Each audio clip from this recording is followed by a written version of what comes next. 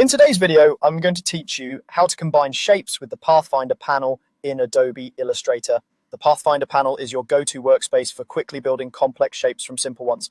To begin, open the panel by going to the window menu and choosing Pathfinder.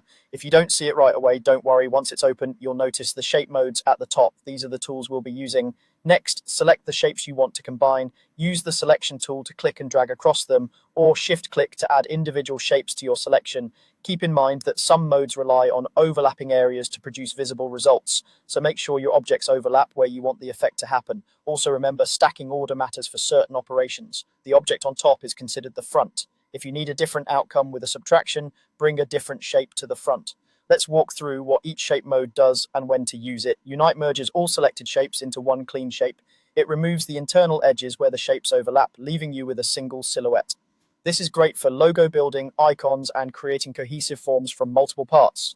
The new shape will adopt the appearance of the topmost object in your selection, so if you care about fill or stroke, keep an eye on which object is on top. Minus front subtracts the front shape from the back shape. Think of it like a cookie cutter. The topmost object cuts through the one beneath it. If your result isn't what you expected, check which object is in front and reorder as needed. This is ideal for cutouts, windows, and knockouts in a design. Intersect keeps only the overlapping area.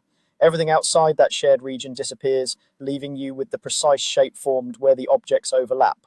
This is perfect for isolating a particular contour or creating intricate intersections without manually tracing. Exclude removes the overlapping area while keeping the non-overlapping parts. You'll end up with shapes that form a ring or a cutout where they intersected. This is useful for decorative effects, negative space designs, and geometric patterns. If a mode seems to do nothing, confirm that the shapes are actually overlapping and that the objects aren't locked. And don't hesitate to experiment. Try a mode, use undo if needed, and test another. With just these 4 shape modes, you can build, subtract, refine, and sculpt shapes in a fraction of the time.